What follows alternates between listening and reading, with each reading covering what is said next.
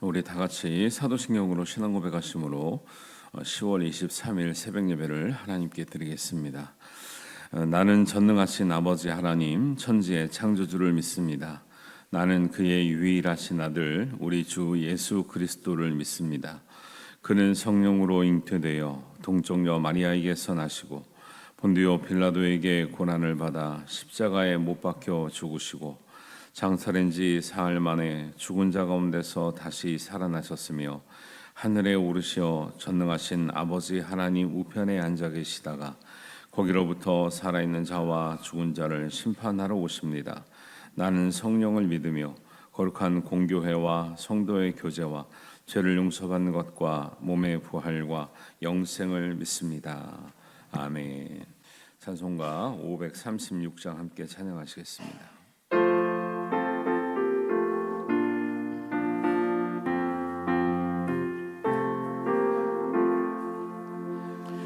죄짐에 눌린 사람은 다 주께 나오라. 주 말씀 의지할 때에 곧 평안 얻으리. 의지하세 주 의지하세.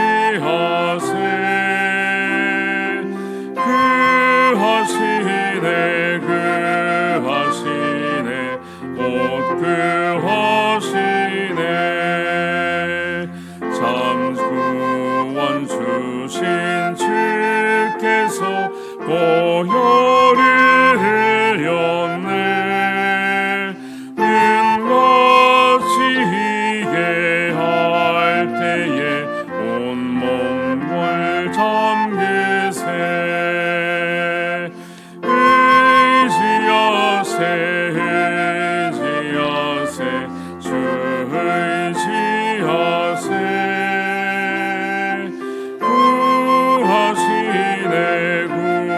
구하시네 곧 구하시네. 길 되신 우리 구세주 늘 인도하시네. 너 지체 말고 믿으면 참복을 받겠네. 의지하세 주 의지하세. 구하시네 곧 구하시네. 온 성도 하나 되어서 영광길 걸으면 한없는 은혜 받아서 영원히 누리리. 의지하세 주 의지하세.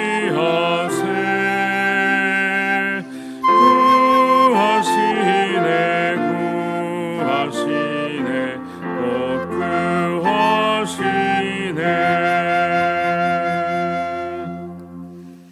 아멘.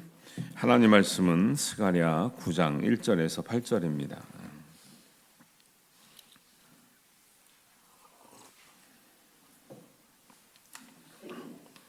스가랴 9장 1절에서 8절까지 말씀 우리 한 목소리로 봉독합니다. 여호와의 말씀이 하드락 땅에 내리며 다메섹에 머물리니 사람들과 이스라엘 모든 지파의 눈이 여호와를 우러러 봄이니라. 그 접경한 하마세도 임하겠고 드로와 시돈에도 임하리니 그들이 매우 지혜로움이니라. 두로는 자기를 위하여 요새를 건축하며 은을 티끌같이 금을 거리에 진흙같이 쌓았도다. 주께서 그를 정복하시며 그의 권세를 바다에 쳐넣으시리니 그가 불에 삼켜질지라. 아스글론을 보고 무서워하며 가사도 심히 아파할 것이며 에그로는 그 소망이 수치가 되므로 역시 그러하리라. 가사에는 임금이 끊어질 것이며 아스글론에는 주민이 없을 것이며 아스도데는 잡족이 거주하리라. 내가 블레셋 사람의 교만을 끊고 그의 입에서 그의 피를 그의 입 사이에서 그 가져간 것을 제거하리니 그들도 남아서 우리 하나님께로 돌아와서 유다의 한 지도자같이 되겠고 에스로는 여부스 사람같이 되리라. 내가 내 집을 둘러 진을 쳐서 적군을 막아 거기 왕래하지 못하게 할 것이라. 포악한 자가 다시는 그 지경으로 지나가지 못하리니 이는 내가 눈으로 친히 봄이니라. 아멘. 오늘 스가랴 9장 말씀은 이스라엘의 이웃 나라에 대한 하나님의 이제 심판의 말씀입니다. 1절에 보니까 여호와의 말씀이 하드락 땅에 내리며 다메섹에 머물리니 사람들과 이스라엘 모든 지파의 눈이 여호와를 우러러 봄이라 그래요. 하나님의 말씀이 임했을 때 역사가 일어납니다. 두 가지 역사가 일어나요. 하나님의 말씀이 임하면 기본적으로 하나님을 잘 믿는 사람들에게는 은혜와 보호의 역사가 일어나요. 낮에는 구름 기둥으로 밤에는 불 기둥으로 하는 것처럼. 근데 하나님의 말씀에 따르지 않는 사람들은 그 사람들에게 하나님 말씀이 임하면 심판과 징계가 일어납니다.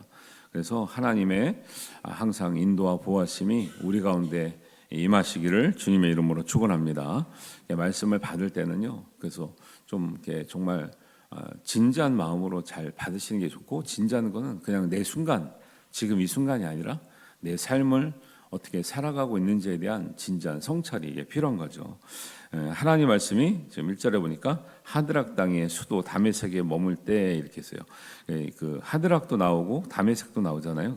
하드락의 수도라고 하는 데가 이제 다메섹이라고 볼 수 있어요. 그래서 바울이 다메섹으로 가다가 예수님 만나서 변화됐잖아요. 그래서 이제 다메섹은 갈릴리가 제일 위이죠. 사해가 있고 그 다음에 이제 갈릴리 호수가 있으면 그 저 위쪽이 이제 다메섹 이런 지역인데, 그렇게 나오는 것처럼 이 다메섹에 머물 때 사람들과 이스라엘 모든 지파의 눈이 하나님을 우러러봤다 이렇게 나와요. 이렇게 기록되어 있는데, 이 말씀의 의미는 모든 사람이 하나님이 심판을 하시는구나를 알게 된다는 거죠. 누가 봐도 저건 하나님의 심판이다 알 수 있는 게 있잖아요. 두 번째는 모든 사람이 하나님의 놀라운 구원을 이제 심판을 받는 거 보면, 야, 나는 심판받지 말아야지, 나는 구원받아야지, 이런 하나님에 대한 경외심을 다 느낀다라는 거예요. 그래서 사람들이 놀라운 일도 보면 안 믿든 야, 뭐 하나님이 계신가 보다, 하나님이 벌하셨나 보다, 아니면 하늘이 축복하셨나 보다 이렇게 느끼잖아요. 그런 것처럼 때가 되면 모든 사람들이 하나님이 심판하시거나 하나님이 구원하신다고 하는 그런 것을 깨닫게 되는 날이 온다라는 것을 말씀하는 거죠. 실제적으로 예수님이 진짜 재림하실 때 하늘 내려오는 걸 보셔요. 그걸 보고도 이게 아닐 거야 이런 사람이 어디 있겠습니까? 그런 날이 오는 거죠. 그래서 2절에 보니까 그 접경한 하마세도 임하겠고 두로와 시돈에도 임하리니 그들이 매우 지혜로움이라. 두로는 자기를 위하여 요새를 건축하며 은을 태클같이 금을 거리에 진흙같이 쌓았도다. 주께서 그를 정복하시며 그의 권세를 바다에 쳐넣으시리니 그가 불에 삼켜질지라 그래요. 지역 이름이 이제 9장에 보니까 많이 나오는데 그것 좀 어려움이 있는데, 두로와 시돈은 많이 들어보셨죠? 두로와 시돈은 이렇게도 나오죠. 그 우리가 잘 아는 말씀, 이제 신약 성경의 마태복음, 복음서 여러 군데 나오는데 11장 20절 이하에 보면 두로와 시돈에서 예수님께서 말씀을 전하셨더라면 회개했을 터인데 고라시나 벳세다야 너희는 회개하지 않는구나. 두로와 시돈이 너희보다 견디기 쉬우리라. 이런 말씀 많이 들어보셨어요. 그래서 두로와 시돈이 사실 성경에 자주 등장합니다. 이때는 예수님은 두로와 시돈보다 고라신과 벳세다가 더 회개하지 않음을 이제 책망하셨는데, 원래 두로와 시돈은 이제 구약에서 보면 좋은 일을 많이 했어요. 성전을 건축할 때 역대상 22장 4절 보면 백향목을 무수히 준비하였으니 이는 시돈 사람과 두로 사람이 백향목을 다윗에게로 많이 수운하여 왔음이니라 그래요. 예, 왜 물을 통해서 나무들을 띄워가지고 운반하는 그런 작업들을 이렇게 했잖아요. 예, 그래서 두로와 시돈이 이게 이제 갈릴리 위쪽으로 오른쪽으로 보면은 다메섹이 있고 이제 바닷가 쪽으로 보면 두로와 시돈이 있거든요. 그래서 바다를 통해서 백향목을 이렇게 띄워가지고 운반하는 게 그게 수운한다는 뜻이거든요. 예, 그렇던 지역 사람들이 지금 2절에 보니까 책망을 받고 있는 거예요. 그들이 매우 지혜롭다고 해서 좋은 뜻이 아니라 어디에 지혜로웠어요? 은을 티끌같이 모으고 금을 진흙같이 거리에 진흙같이 쌓았는데 돈 번 데는 너무 지혜로운 거예요.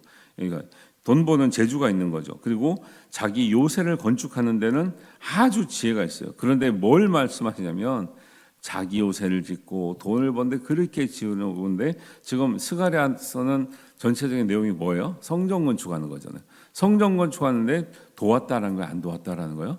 안 도왔다라는 거예요. 옛날에 그렇게 백향목을 보내가지고 다윗이 성전을 지을 때 지었던 그 민족인데 지금은 자기 요새를 쌓는 데만 치중하고 그렇게 돈이 금이 있고 은이 있어도 하나님의 성전을 짓는 데 관심이 없고 돕지 않으니 내가 바다에 쳐놓고 불에 삼킬지라 이렇게 말씀하시는 거예요. 이게 그 굉장히 나름대로 의미 있는 말이죠. 여러분 우리가 할 수 있는 여력이 있으면 하나님의 일에 참여해야 될 줄로 믿습니다.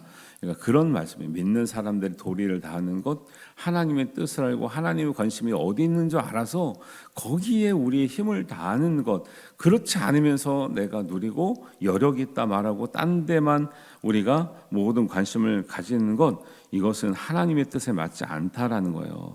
그래서 아무리 금은을 모으는 재주가 있고 자기 요새를 쌓아도 하나님은 하나님의 뜻에 합당하지 않는 그런 재주, 지혜는 무너뜨리신다, 패하신다 이런 말씀을 하는 거죠.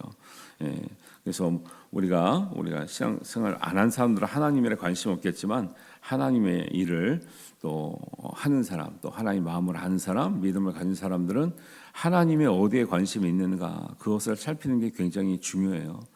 같은 일을 봐도 하나님의 일에 대해서 바르게 얘기하고 긍정적으로 얘기하고 또 하나님의 주시는 기대감을 가지고 한 마음으로 한 뜻으로 우리 행해 나가는 것, 이런 것이 우리가 협력하여 선을 이루는 은혜가 될 줄로 믿습니다.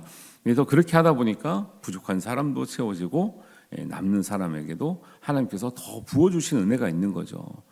그래서 가지면 가진 사람대로 없으면 없는 사람대로 다 하나님께서 협력해서 선을 이루시는 뜻이 있는 것이지 꼭 여유 있는 사람만 뭘 해야 되는 게 아니에요. 그러니까 자꾸 인간적인 생각이 들어오면 여유 있는 사람만 하는 거 아니까 나는 없으니까 안 해도 되겠지. 없는 사람들은 관심이 안 가는 거예요. 그게 꼭 물질을 말하는 게 아니죠. 마음이든 능이든 힘이든 시간이든 다 포함되는 거죠. 그래서 하나님은 그러니까 사실은 9장 지금 1절에 8절까지 말씀이 굉장히 어려워요. 저도 준비할 때 굉장히 어려웠거든요. 근데 그 뜻을 잘 살펴서 하나님의 정말 뜻하신 바를 깨닫고 우리가 하나님의 이 성전 건축이라고 하는 하나님의 큰 비전을 이루어가는 데에 여러분들이 정말 동참해서 하나님의 말씀이 임할 때 정말 은혜와 보호와 사랑과 하나님의 축복이 넘치는 우리 성도님 되시기를 주님의 이름으로 축원합니다. 그런 마음들을 늘 가지고 있고 내가 정말 그런 데에 정말 어떤 게 빠지진 않았는지 부족함이 없는지 살펴보는 게 굉장히 중요하죠. 하나님의 공의로운 심판을 본 이방 나라들 중에서도 사실 회개하고 돌아오는 나라도 있어요. 사실은 구약적인 관점에서 보면 이방 나라들은 무조건 심판의 대상이에요. 왜냐하면 다 우상 섬기고 이스라엘을 늘 괴롭혔기 때문에 특히 이제 블레셋 지역에 있는 나라들이 다 그렇죠. 그래서 5절에서 7절 말씀 보면 거기에 5절 아스글론이 무서워왔다 그랬고 가사도 심히 아파한다 그러고 에글론도 그 소망이 수치가 된다 그러고 가사는 그리고 이제 또 다시 가사는 임금이 끊어질 것이고 아스글론은 주민이 없어질 것이고 6절에 아스돗은 잡족이 거주하리라. 내가 블레셋 사람의 교만을 끊고 이렇게 나오잖아요. 이게 그 아스돗에는 잡족이 거주하라는 거는 원래는 토착민이 있으면은 그 이름은 그 잡족인 거는 혼혈이라는 뜻인데 혼혈 민족이 옛날에는 없잖아요. 원래 자기네 민족끼리 있는데 토착민이 없어지고 다른 나라 사람들이 섞인 사람들을 산다는 거예요. 그러니까 이거는 망했다는 뜻이에요. 그다음에 7절에 이사이에서 가져간 것을 제거하리니 하잖아요. 이거는 이제 우상 숭배를 얘기합니다. 그 입에서 그의 피를 그 이사이에서 가져간 것을 제거하리니 우상에게 드렸던 고기를 먹다가 낀 그런 것을 상징하는 거거든요. 그래서 그렇게 한 다른 나라 이방 나라들도 그들도 남아서 우리 하나님께로 돌아와서 유다의 한 지도자 같이 되겠다라는 거예요. 원래는 다 심판의 대상인데 하나님의 은혜가 어디까지 임하시냐면 그렇게 망해야 될 민족들도 하나님께로 돌아오면 유다의 한 지도자 같이 되겠다라는 거예요. 유다의 한 지도자는 왕을 상징하거나 선지자를 상징하거나 이렇거든요. 그러니까 그렇게 훌륭하게 하나님의 백성과 하나님의 선택된 민족으로 삼아 주시겠다는 은혜. 이게 얼마나 큰 은혜입니까? 원래는 다 이스라엘도 사실 심판을 받고 이방인들은 말할 것도 없는 거예요. 그런데 하나님의 뜻은 부족하기 때문에 못했기 때문에 망하게 하는 것이 하나님의 뜻이 아니라 그런 심판을 보면서 하나님께로 돌아오는 것이 하나님의 뜻인 줄 믿으시길 바랍니다. 그런 의미를 우리가 새겨야 되는 거죠. 그래서 그 앞에 아스글론이나 가사나 에글론이나 요 아스도시나 요런 지역들은요 다 블레셋 땅에 속한 도시들이에요. 그래서 블레셋은 이제 그 밑에 사해 오른쪽 바다 쪽으로 있는데 항상 그 이스라엘 백성이 블레셋하고 싸우는 장면이 이제 많이 나오잖아요. 그 구약 성경에. 그래서 항상 그 뭐 암몬, 모압, 블레셋 이런 나라들은 이스라엘의 걸림돌이 됐던 항상 그 방해했던 그런 나라들인데 나왔던 5절 6절에 나오는 도시들이 대부분 블레셋에 있는 같은 지역에 있는 그런 도시들을 말하고 있다. 그래서 전체적으로는 블레셋을 이렇게 부르는 이름이 있는 거죠. 그래서 에그론이라고 했을 때는 에그론은 블레셋 전체를 말하는 다른 이름이 또 에그론이라고 이게 표현이 되고 있는 겁니다. 그래서 그들도 남아서 우리 하나님께로 돌아오면 유다의 한 지도자 같이 되겠고 또 에그론이 그래서 블레셋을 말한다 그랬죠. 그래서 여부스 사람 같이 되리라. 요것도 그 사실 역사적인 유래가 있는 말인데, 그러니까 스가랴에서는 딱 한 줄로 에그론이 여부스 사람 같이 되리라. 우리 여부스 사람 같이 되는 말이 뭐지? 잘 모르잖아요. 성경이 나오는데. 네, 이런 거는 이제 사무엘 하 24장이나 역대상 21장에 보면 다윗이 인구 조사할 때 하나님께서 분노하셔서 다윗에게 굉장히 진노를 하셔요. 그때 죽게 되었을 때 여부스 사람의 타작마당에서 하나님께 제사 지낼 때 하나님이 응답하셔요.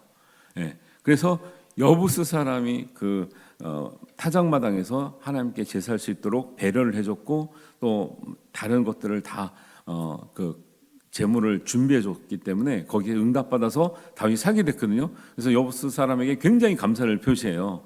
그러니까 여부스 사람이 비록 그 하나님의 선택된 그런 민족이 아닌데도 불구하고 하나님께서 은혜를 베푸셨던 그 은혜를 받은 거예요. 그래서 그 얘기를 하고 있는 거예요. 블레셋도 여부스 사람같이 되리라는 거는 여부스 사람처럼 은혜를 받을 수 있는 기회와 하나님이 있다, 이렇게 얘기를 하는 거예요. 이게 한 줄이지만 성경을 전체를 잘 모르면 모르죠. 아니 저도 이것도 찾아보는 거죠. 저라고 옆 사람의 그 일이 막 항상 머릿속에 있는 건 아니고, 그런 이제 구약 속에 잠깐 나오는 이야기들이 그런 의미가 있구나, 이제 이런 이제 내용이 있습니다. 그래서 그 여부스 사람같이 되리라 하는 말에 역대상 21장을 표시해 놓으시면 거기 읽어보시면 여부스 사람처럼 된다는 말이 무슨 의미인가 알 수가 있어요. 그래서 이제 8절을 보시면 내가 내 집을 둘러 진을 쳐서 적군을 막아 거기에 왕래하지 못하게 할 것이라. 포악한 자가 다시는 그 지경으로 지나가지 못하리니 이는 내가 눈으로 친히 봄이니라 그래요. 내 집을 둘러 진쳐서, 내 집을, 하나님은 성전을 내 집이라 그러세요. 네. 하나님은 성전을 하나님의 집으로 여기시는 줄로 믿습니다. 교회도 그래요. 그래서 목사님들도 가끔 그렇게 설교하는 걸 듣긴 듣는데, 오늘날 교회는 옛날에 성전이 아니기 때문에 성전처럼 막 이렇게 이게 구별하고 막 너무 거룩하게 여기고 한 것, 아니 그걸 너무 뭐랄까요, 강박관념 가지고 하면 안 되겠지만 뭐 그렇게 하는 게 뭐 맞지 않다. 교회는 그래서 교회가 건물이 뭐 중요하지 않다 이런 말씀을 가끔 하는 경우도 있고, 성도들도 그렇게 생각하죠. 왜냐하면 성경 공부할 때 이제 교회는 건물이 아니라 믿는 사람들의 모임이다니까 사람이 중요하고 건물은 중요하지 않는 것처럼 생각을 해요. 근데 그렇게 하는 건 온전한 뜻이 아니에요. 온전한 해석이 아니고, 보세요. 구약시대 때 성전 건물이요, 우리 교회보다 작습니다. 우리가 반밖에 안 돼요. 실제적 구약성에 나오는 건물은 큰 건물이 아니에요. 짓기가 어려웠을 뿐이지. 그 당시에 건축술로는 큰 건물을 지을 수가 없거든요. 근데 하나님 뭐라고 하세요? 그런 이제 지어진 성전을 내 집이라 그래요. 하나님 거기서 주무셔요? 하나님 거기에 손이 들어와요? 발이 들어오셔요?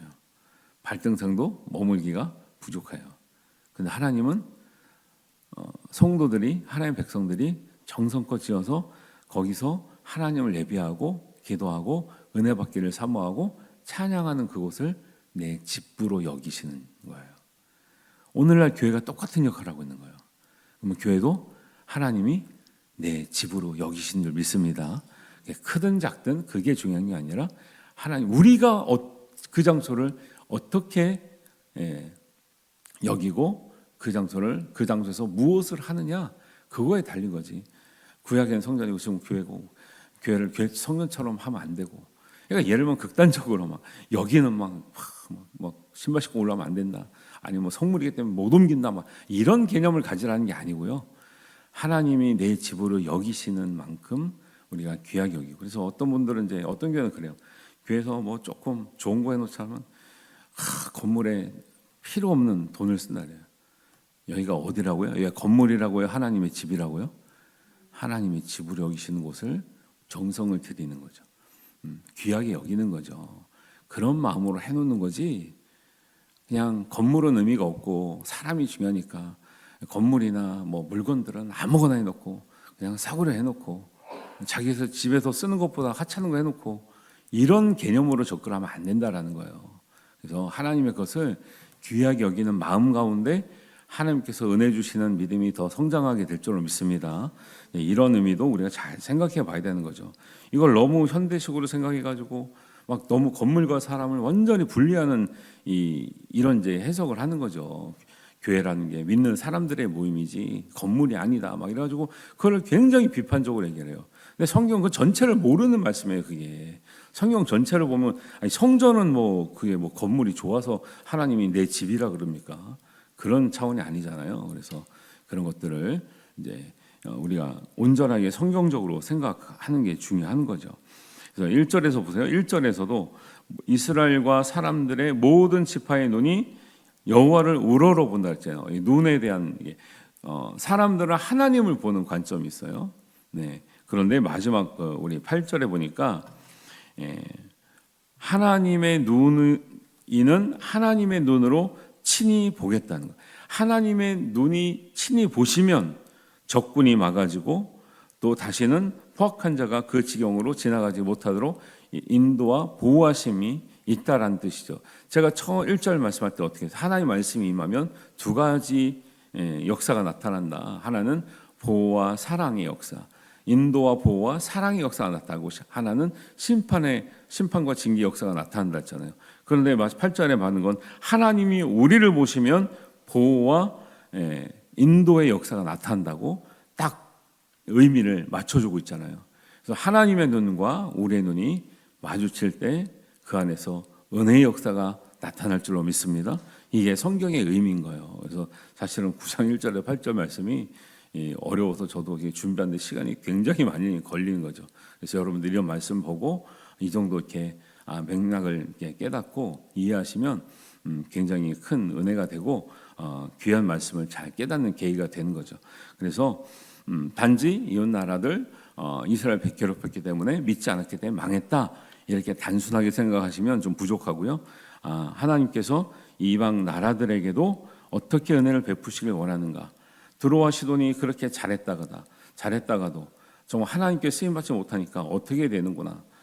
그리고 우리가 하나님을 우러러서 바라볼 때에 주신 은혜와 하나님이 우리를 바라볼 때에 주시는 은혜가 무엇이구나. 하나님의 인도와 보호와 사랑하심을 받을 수 있구나.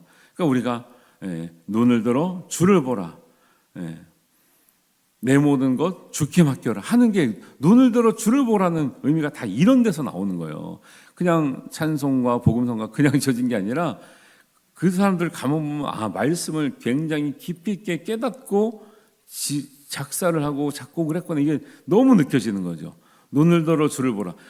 하나님과 우리의 눈이 마주치면 은혜의 역사가 일어나는 줄 믿습니다. 이런 말씀이 담겨져 있는 거죠. 하나님께서 우리를 바라보실 수 있도록 정말 하나님께서 관심 갖는 우리의 삶이 되도록 하나님 앞에 귀한 삶으로 하나님께 영광 올려드리는 우리 모두 성도들이 되시기를 주님의 이름으로 축원합니다. 기도하겠습니다.